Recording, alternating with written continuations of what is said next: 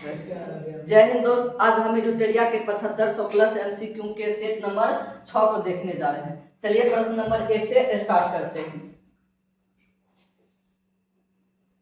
प्रश्न 1 कहता है निम्नलिखित ऐतिहासिक स्थलों पर विचार कीजिए। उपर्युक्त स्थलों में से कौन सा भित्ति चित्रकला के लिए जाना जाता है? कौन कौन जाना जाता है बताइए। आपका ये लेपाक्षी मंदिर हो गया, अजंता की गुफा हो गया, एलोरा की गुफा हो गया और बाघ की गुफा हो गया। मिला लीजिए ऑप्शन आपका 1 3 4 5 1 3 4 5 ऑप्शन बी हो गया। ये जो सांची का स्तूप है ये शामिल आपका इसमें नहीं है भित्ति चित्रकला में। सांची का स्तूप आपको मध्य प्रदेश के रायसेन जिला में स्थित है और लेपाक्षी मंदिर आंध्र प्रदेश में है और अजंता की गुफा महाराष्ट्र में और एलोरा की गुफा भी महाराष्ट्र में। चलिए क्वेश्चन नंबर 2 कहते हैं आर मंजूश्री मुल्कलफ निम्नलिखित में से किससे संबंधित है? तो ये किससे संबंधित है? ये आपका हो गया आपका महायान शाखा से संबंधित है। किससे संबंधित है? महायान शाखा से संबंधित है आपका आर्य मंजूश्री मुल्कलफ, जो कि आपको महायान शाखा हो, हीनयान शाखा हो, थेरवाद, वज्रयान, ये सभी बौद्ध धर्म से संबंधित है। किनसे संबंधित है? बौद्ध धर्म। और हीनयान और महायान शाखा बौद्ध धर्म चौथी बौद्ध संगीति में 2 भाग में बट गया था। तो ये आपका प्रश्न का आंसर हो गया ए। चलिए क्वेश्चन नंबर 3 कहता है शकों पर विजय उपरांत चंद्रगुप्त द्वितीय ने निम्नलिखित में से धातु के सिक्के पर प्रचलित किया था। बताइए शकों पर विजय के उपलक्ष्य में चंद्रगुप्त द्वितीय ने किस धातु के सिक्के प्रचलन किए थे? ये आपका हो गया चांदी का। किसका हो गया? चांदी का। चलिए बताइए स्वर्ण सिक्का जारी सबसे पहली बार किसने किया था? हिंदू रानी ने किया था। किसने? हिंदू रानी। बताइए सर्वाधिक बार किसने? तो गुप्त वंश ने। सर्वाधिक बार गुप्त वंश ने। और शुद्ध सोना पूछेगा तब कुषाणों ने। चलिए क्वेश्चन नंबर 4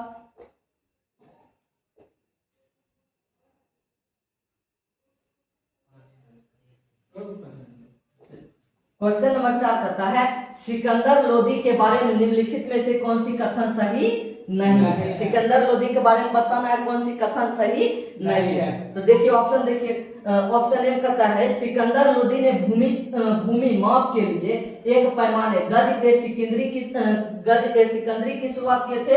ये बात आपका सही है। सिकंदर लोदी ही गज के सिकंदरी की शुरुआत किए थे। सेकेंड नंबर कहता है सिकंदर लोदी दिल्ली सल्तनत का अंतिम सुल्तान था। ये गलत है आपका, जो कि नहीं कह रहा है। तो यही आपका क्या है? सही। जबकि ये बात सही है, क्वेश्चन के हिसाब से आपका गलत हो गया।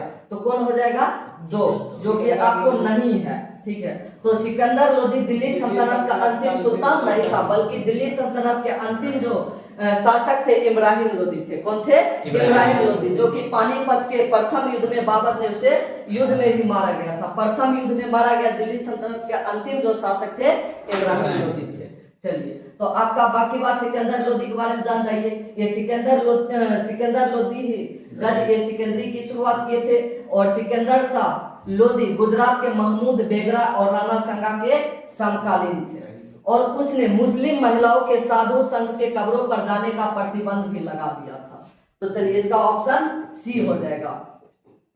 चलिए 4 का सी। चलिए क्वेश्चन नंबर 5 कहता है विजयनगर साम्राज्य के प्रांत को क्या कहा जाता था? विजयनगर साम्राज्य में जो प्रांत होता था उसको क्या कहा जाता था?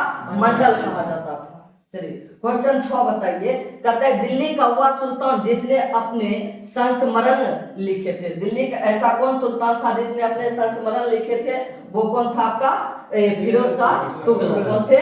फिरोज शाह तुगलक थे। बताइए ये बलबन जो थे नवरोज पर था, किसने लाया था? सीता और पेवोस पर था। किसने लाया था? बलबन। चांदी का टंका और तमा का जीतल किसने चलाया था? इल्तुतमिश। और बाजार नियंत्रण प्रणाली किसने लाया था? अलाउद्दीन खिलजी। जो कि आपका क्वेश्चन 6 क्या हो जाएगा? डी। क्वेश्चन नंबर 7 कहता है राजा शशांक जिसके खिलाफ हर्षवर्धन ने युद्ध की घोषणा की वह किस साम्राज्य का शासक था? बताइए राजा शशांक किस साम्राज्य का शासक था? वो गौर वंश के थे। किस वंश के थे? गौर वंश के थे राजा शशांक। ये राजा शशांक को हत्या किसने किया था? हर्षवर्धन ने किए थे। चलिए क्वेश्चन नंबर 8 देखिए।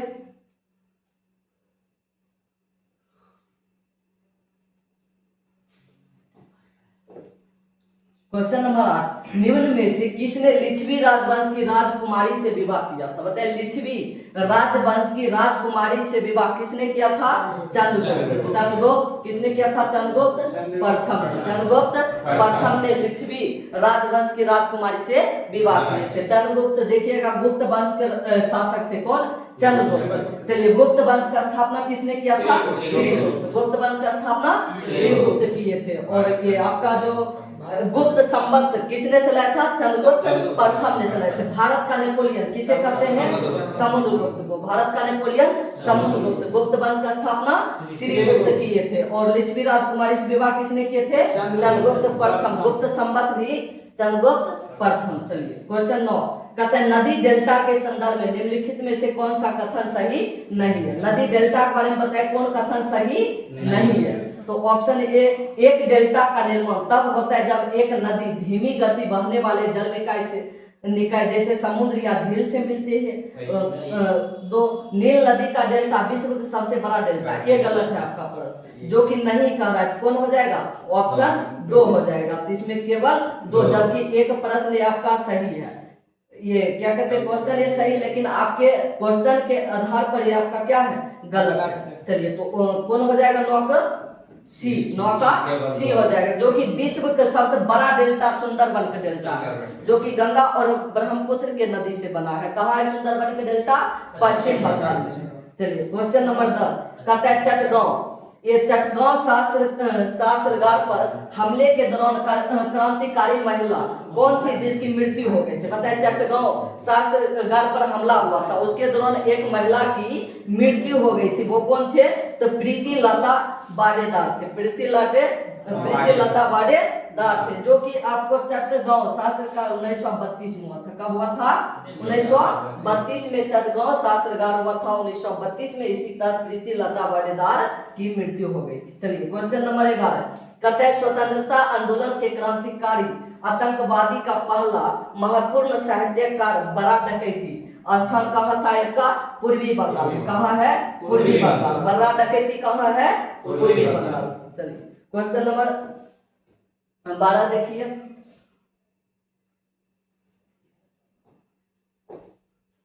क्वेश्चन नंबर 12, कहते हैं 1765 में दीवानी प्रदान किए जाने वाला ब्रिटिश सबसे पहले किस पर्वतीय जनजाति के संपर्क में थे? बताइए, 1765 में एक दीवानी प्रदान किए जाने वाला ब्रिटिश सबसे पहले पर्वतीय जनजाति के संपर्क कौन आए थे? ये आपका खासी। कौन थे? खासी। गारो, खासी जनता। ये तीनों पहाड़ी आपको कहाँ है?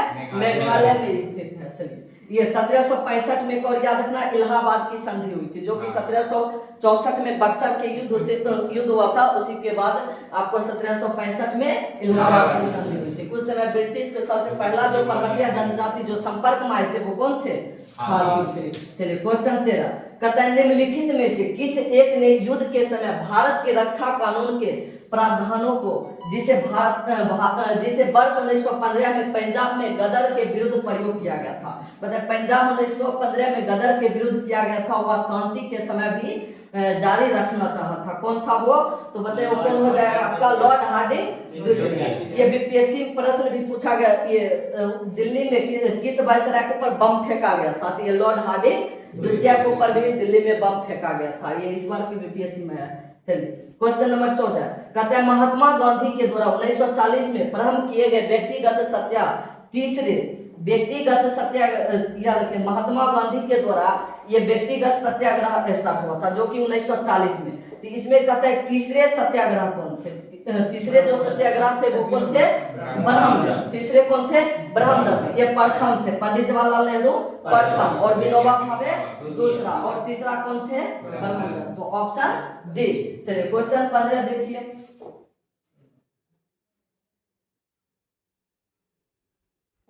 चलिए क्वेश्चन 15 कहता है आपको वर्ष 1932 ईस्वी में निम्नलिखित में से एक आदेश पारित करके अखिल भारतीय कांग्रेस समिति को गैर कानूनी करार दिया गया था। वह आदेश कौन था आपका?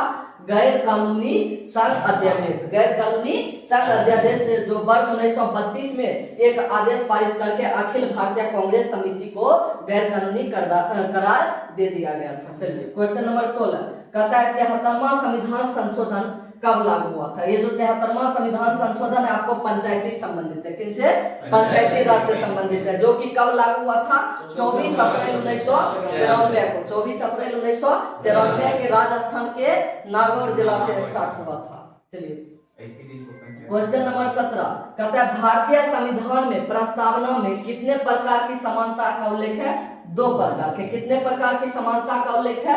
2 प्रकार के। और स्वतंत्रता कहेगा 5 प्रकार की क्या है? स्वतंत्रता। चलिए क्वेश्चन नंबर 18 कहता है राष्ट्रपति उम्मीदवार को प्रचार हेतु सामान्यतः कितने समय मिलता है? ये जो राष्ट्रपति को उम्मीदवार का जो प्रचार होता है, चुनाव प्रचार, उसको कितना सप्ताह में दिया जाता है? 2 सप्ताह। कितना? 2 सप्ताह। चलिए राष्ट्रपति बताइए किस आर्टिकल में है? 54। राष्ट्रपति की चर्चा किस आर्टिकल में है? 52। किसमें है? 52। चलिए क्वेश्चन नंबर 19 कहता है किस अनुच्छेद में शहरी स्थानीय निकाय से संबंधित 18 कार्य की सूची दी गई थी? बताइए कौन अनुच्छेद में शहरी स्थानीय से आपको 18 कार्य की सूची दी गई है? तो आपका हो जाएगा अनुच्छेद 243 के डब्ल्यू। 243 के डब्ल्यू में शामिल किया गया, जो कि आपका हो जाएगा आंसर ए। चलिए क्वेश्चन 20 कहता है, चलिए आगा कर लेते हैं इसको।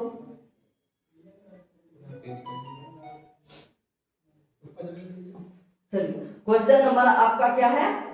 20।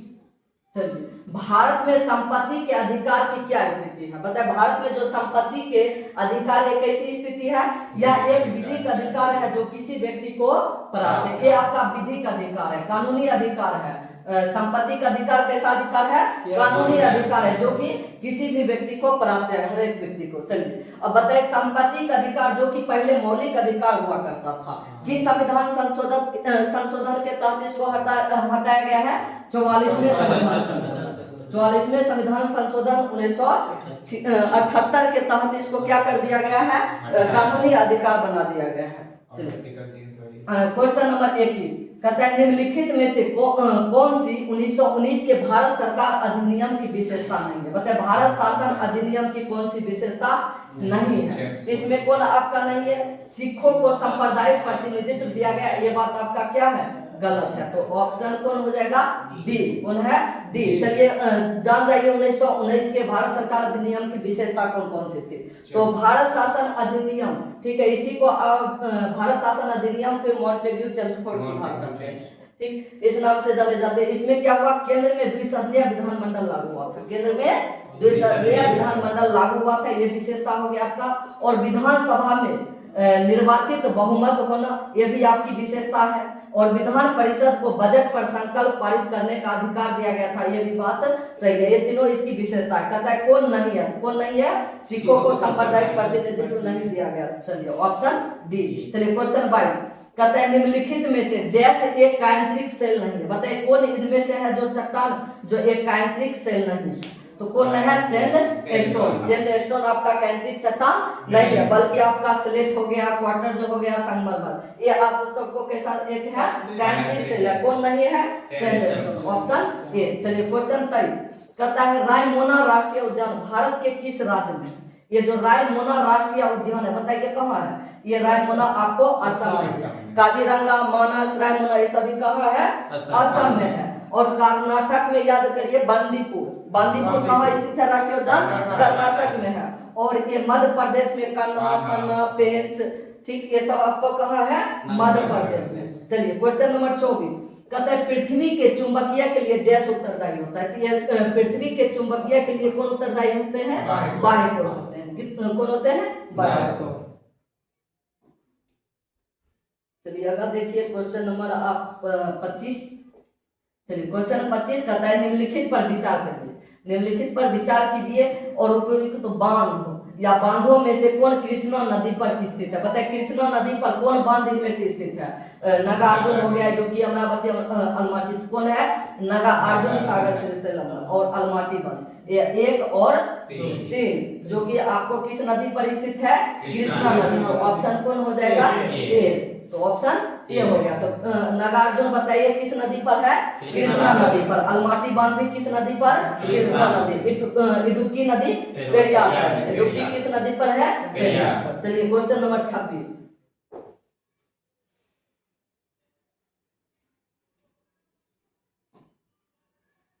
चलिए क्वेश्चन 26 आपसे कर रहा है निम्नलिखित।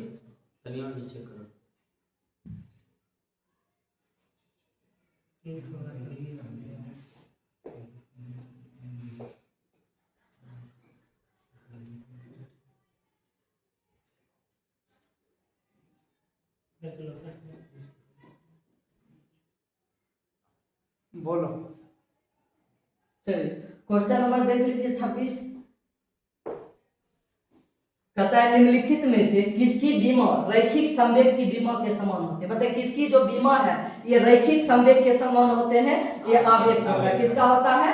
आवेग की बीमा क्या होता है? रैखिक संवेग के समान होते हैं। चलिए क्वेश्चन नंबर 27 कहता है एक तरंग के लिए आवर्त काल के दौरान विभाजित तरंग दैर्घ्य किसके बराबर होता है? एक तरंग जो होते हैं आवर्त काल के दौरान विभाजित तरंग दैर्घ्य किसके बराबर होते हैं? तरंग वेग के। किसके होते हैं? तरंग वेग के। चलिए क्वेश्चन 28 कहता है वोल्टेज को स्थिर रखते हुए, वोल्टेज को अगर स्थिर रख देते हैं, यदि अधिक उसको लैंप को एक श्रृंखला में परिपथ में रखा जाता है तो उस परिपथ के समग्र धारा पर क्या प्रभाव पड़ेगा? अगर वोल्टेज को स्थिर रखते हैं और अधिक लैंप को एक ही श्रृंखला में जोड़ते हैं तो बताए परिपथ जो है उस पर समस्त धारा पर क्या प्रभाव पड़ेगा?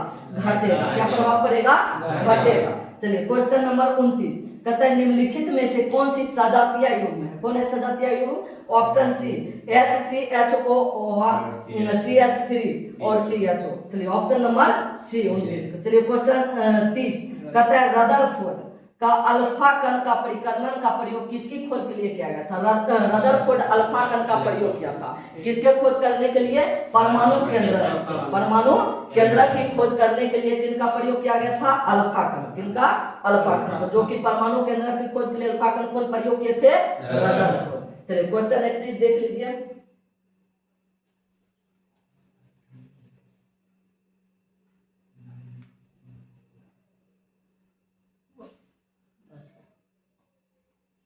क्वेश्चन 31 आपसे कर रहा है निम्न में से कौन सी धातु ठंडे जल के साथ हाइड्रोजन गैस निकालती है? कौन धातु है जो ठंडे जल के साथ हाइड्रोजन गैस निकालेगी? पोटेशियम। कौन है? पोटेशियम। चलिए क्वेश्चन 32 कहता है पॉलीएक्रिलोनाइट्राइल का औद्योगिक स्तर पर क्या नाम है? तो ये आपका हो जाएगा ऑर्लोन एक्रेन। ऑर्लोन एक्रेन। एक बात याद रखना, अगर आपके ऐसा कोई अगर एग्जाम में प्रश्न आ गया और ब्रैकेट लगा रहे तो ब्रैकेट वाला को ही आंसर करना है, क्योंकि अधिकतर 90% आपका ये सही होता है। ठीक। चलिए क्वेश्चन नंबर 33 कहता है फुफ्फुस गुहा में भरे तल का क्या कार्य होता है? बताए फुफ्फुस गुहा में जो भरे तल का कार्य क्या है या क्या होता है? ये फुफ्फुस सावरण को घर्षण मुक्त करता है। क्या करता है? घर्षण मुक्त करता है, इसीलिए फुफ्फुस गुहा में भरे तरल का प्रयोग किया जाता है। चलिए क्वेश्चन नंबर 34 कहता है उपास्थि निम्न में से किसमें नहीं पाया जाती है? ये जो उपास्थि होता है क्वार्टर जो होते हैं किसमें बताए नहीं पाया जाता है? तो कान में पाया ही जाता है, कान में भी पाया जाता है और आपको कंठ में भी पाया जाता है, लेकिन वृक्क में नहीं पाया जाता है। 34 का ऑप्शन सी। कहाँ नहीं पाया जाता है? वृक्क में नहीं पाया जाता है। चलिए क्वेश्चन 35 आपसे कर रहा है जीवों में आनुवांशिक विभिन्नताओं का मूल स्रोत क्या है? ये जीवों में जो आनुवांशिक विभिन्नताएं होती है इसका स्रोत क्या है? लैंगिक जनन। क्या है? लैंगिक जनन। क्वेश्चन 36 आपसे कहता है उपास्थि में पाए जाने वाले प्रोटीन कौन है? उपास्थि में एक प्रोटीन पाई जाती है, उस प्रोटीन का नाम क्या है? याद रखना, उस प्रोटीन का नाम है कॉन्ड्रिन। क्या नाम है? कॉन्ड्रिन। चलिए क्वेश्चन 37। चलिए क्वेश्चन 37 आपसे कर रहा है निम्न में से कौन सा एक केशुरुकियों का उत्सर्जन अंग नहीं है? कौन एक अंग है बताइए जो केशुरुकिया का उत्सर्जन अंग नहीं है? तो आपका कौन नहीं है? ये हिप्पोटोपैंक्रियाज नहीं है, बल्कि फेफड़ा हो गया, त्वचा हो गया, यकृत हो गया, ये आप सभी का क्या है? केशुरुकियों का उत्सर्जन अंग है। कौन नहीं है? तो ऑप्शन डी हिप्पोटोपैंक्रियाज। तो चलिए क्वेश्चन 38 देख लीजिए।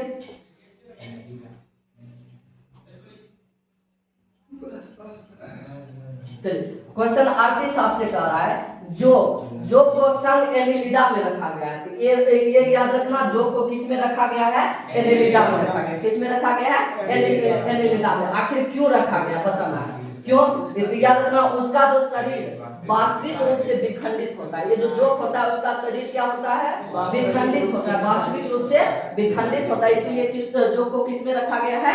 एनिलिडा में रखा गया है। चलिए क्वेश्चन नंबर 39 कहता है निम्नलिखित कथनों में से कौन सी कथन सही है? कौन सा कथन सही है बताना है। तो इसमें से कौन सी कथन सही है? तो याद रखिए, आपका वनस्पति और जंतु दोनों ही कोशिकाओं में कोशिका कला पाई जाती है। वनस्पति हो या जंतु हो, दोनों में क्या पाया जाता है? कोशिका कला पाई जाती है। क्या पाया जाता है? कोशिका कला। चलिए क्वेश्चन 40 कहता है पौधों एवं जंतुओं में कार्बोहाइड्रेट किस रूप में संचित होता है? पता है पौधा में और जंतु में कार्बोहाइड्रेट किस रूप में रहता है? तो पौधों में आपको स्टार्च के रूप में रहता है और कार्बोहाइड्रेट आपको ग्लाइकोजन के रूप में पाया जाता है। पौधों में स्टार्च के रूप में और जंतु में ग्लाइकोजन के रूप में। तो ऑप्शन बी हो जाएगा 40 का। चलिए क्वेश्चन नंबर 41 कहता है जवाबित का संबंध किससे था? ये जो जवाबित था इसका संबंध कौन चीज था? राज्य के कानून से। किनसे था? राज्य के कानून से। चलिए क्वेश्चन 42 को देख लीजिए। क्वेश्चन 42 आपसे कहता है विकेंद्रीकरण प्रणाली की सिफारिश किसने दिया था? विकेंद्रीकरण की प्रणाली की सिफारिश किसने दिया था? बलवंत राय मेहता। ये त्रिस्तरीय पंचायत किसने दिए थे?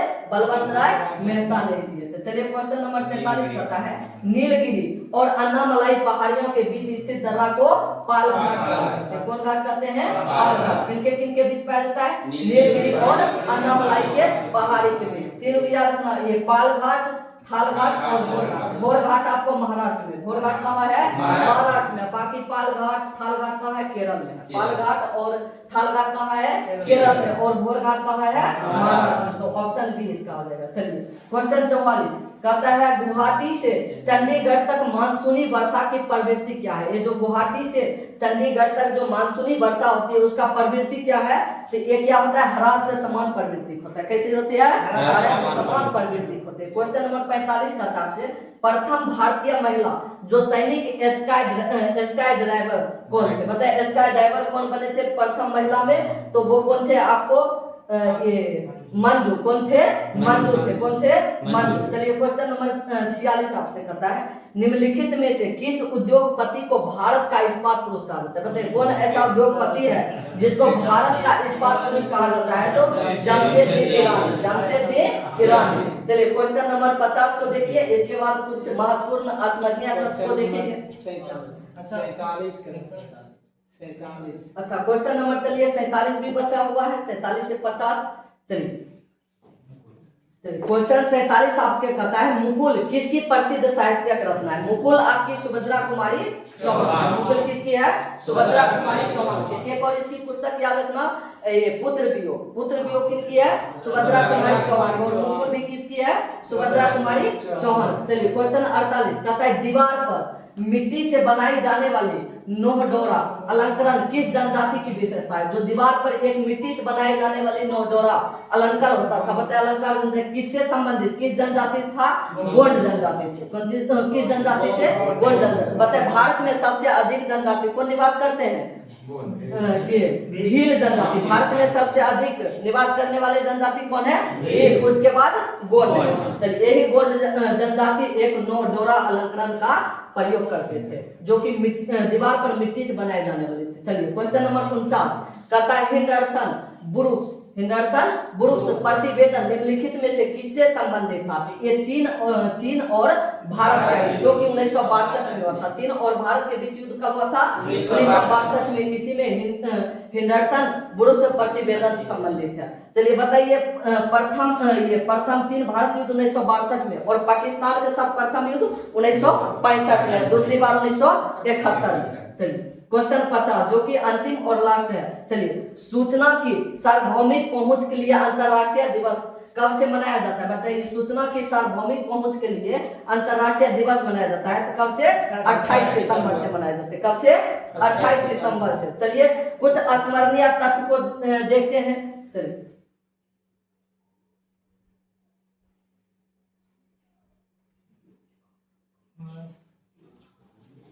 चलिए स्मरणीय तथ्य को याद रखिए, ठीक है, जो कि आपको प्रमुख दर्शन दिए गए हैं और उसके प्रवर्तक, प्रमुख दर्शन और उसके प्रवर्तक। बताइए योग के कौन है? पतंजलि। योग के कौन है? पतंजलि। न्याय के कौन है? गौतम। न्याय गौतम, योग पतंजलि। शाक्य कपिल मुनि। शाक्य कौन है? कपिल मुनि। चवार्क चवार्क हो जाएगा, चवार का चवार्क। वैश्विक कनाद, वैश्विक कौन है? ऋषि मुनि कनाद। चलिए पूर्व मीमांसा का जैमिनी, पूर्व मीमांसा का जैमिनी, उत्तर मीमांसा का बादरायण, उत्तर मीमांसा बादरायण। चलिए यहाँ पर विभिन्न संप्रदाय दिए हैं और उनके संस्थापक। चलिए बताए आजीवक संप्रदाय से संस्थापक कौन थे? मकलिपुत्र गोसाल, मकलिपुत्र गोसाल। कौन चीज से? आजीवक से। बताए अनिश्चयवादी, अनिश्चयवादी से कौन जुड़े हुए थे? संजय बेटलिपुत्र, संजय बेटलिपुत्र जो कि अनिश्चयवादी जुड़े हुए थे। बताए भौतिकवाद से कौन जुड़े हुए थे? बखुत कचार्य, बखुत कचार्य। चलिए आक्रियावादी से बताइए कौन है? पूरक कश्यप। तो चलिए हमारा आज सेट नंबर 6 खत्म होता है। अगर आपको बढ़िया लगा होगा मेरा क्लास तो आप लाइक जरूर करें और ज्यादा से ज्यादा शेयर करें, मुझे सपोर्ट करें। चलिए तो धन्यवाद, जय